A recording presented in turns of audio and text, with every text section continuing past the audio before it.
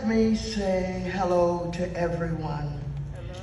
And let me say that when I walked into this room in this church today, and I saw all of you in attendance, it really did make my heart feel good. I felt good that her friends and family and the community had shown up to pay their respects. But I want you to know why I'm here. I received an invitation. I received an invitation from her brother, Ray. So to the mom, Auntie, to Ray and Raejonette, I'm here because Ray sent me a letter to my office. And he asked me to please show up, to please come, because he felt that my attendance here would help in some way console the family about the loss of their precious child. I want you to know I came in very late last night from Houston, Texas, where I just attended the funeral of a member of Congress who had passed away, Sheila Jackson Lee. And so I was still thinking about her as I got on the plane to come back. And then, of course, my staff had prepared for me this invitation, and I had an opportunity to speak to them. And of course, what I immediately knew was I was going to be here today no matter what. Right. I was going to come.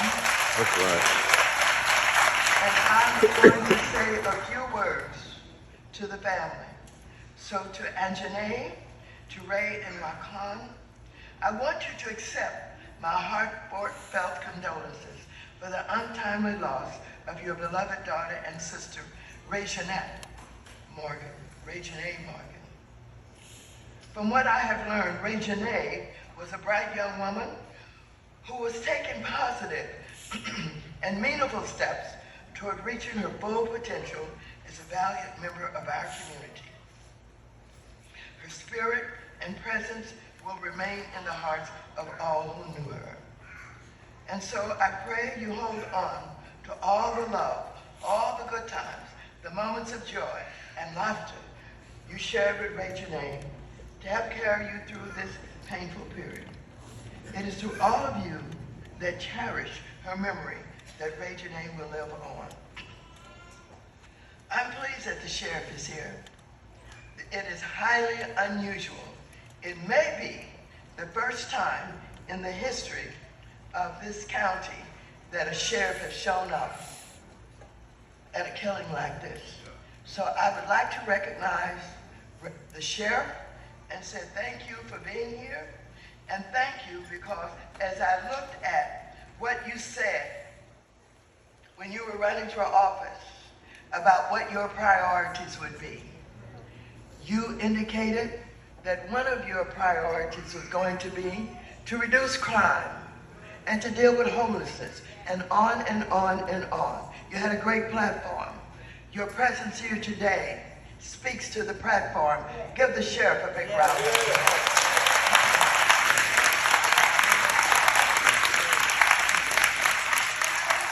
To Auntie, as it was said a moment ago, there's little we can say or do to make you feel comfort at this time in the loss of your daughter.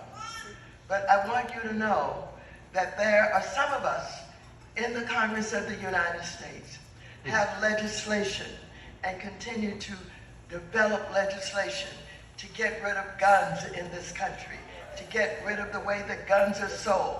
One of the pieces of legislation that I reviewed before coming here had to do with being able to sue the manufacturers of guns.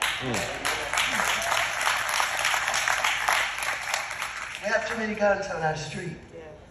They're too easily purchased. They're too easily gotten access to.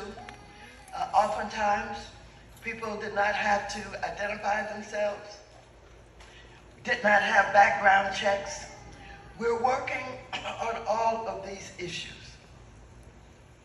But I do believe one of the ways that we can contribute to getting guns off the street.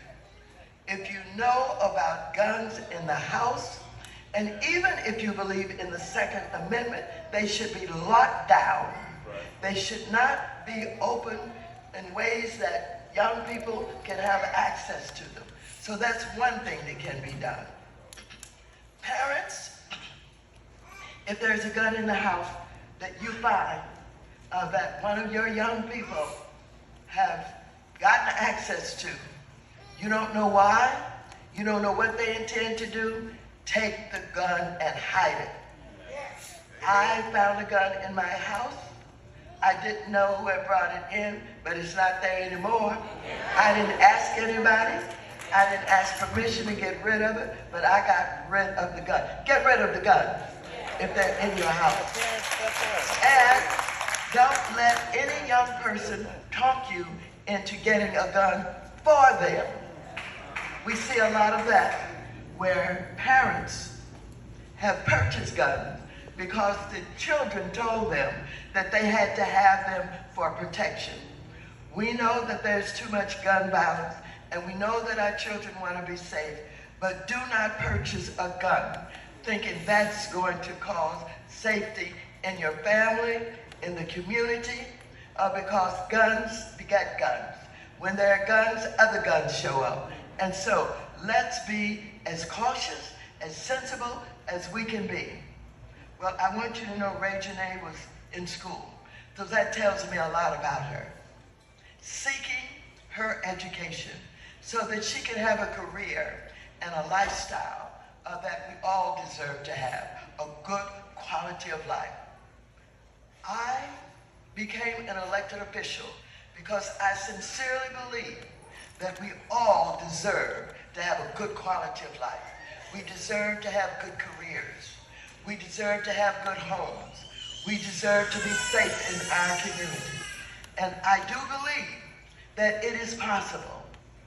I, as a ranking member of the Financial Services Committee, I'm working, as I worked when I chaired that committee, to close this wealth gap, to make sure that opportunities are available, that jobs are available, that contracts are available. We should not have to worry about where the next meal is going to come from because we don't have the money, we don't have the resources. We should not have to worry about when we apply for a job and we know that we're qualified, that somehow our application is going to go into waste can somewhere. I know that we all deserve justice and equality. And I want the young people to know that you don't only belong to your mom and dads, you belong to me and you belong to everybody who's fighting to make sure that you live and you grow and you prosper. I want people to leave here today knowing that this is possible. And if you're feeling hopeless today, don't you feel hopeless? I want you to go to bed every night. I don't care how disgusted you are, how tired you are. I want you to wake up the next morning ready to get in this struggle, ready to give in this fight to ensure justice and equality and being able to live without fear and live in neighborhoods where we love each other and we take care of each other. I know some people think, oh, well, I've heard this before, but you haven't heard it from me, Nate. Amen. And I'm telling you, the representative of the 43rd District, I've been put out of places and they're putting me down now. But guess what? He's talking. I didn't ask permission to be here, and I know you gotta ask permission to get off this stage. That's right. He's talking about things. For those of you who know me, you know that I fear nobody. You know that I don't ask permission for what I think is right. And I'm not gonna start now.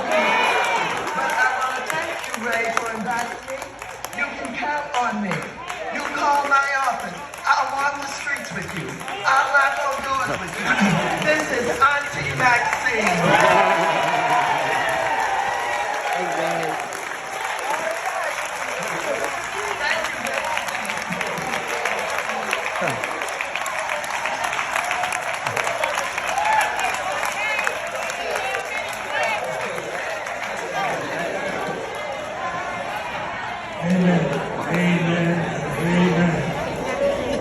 Auntie As we Maxine. continue on with our service, Can't put her up the stage.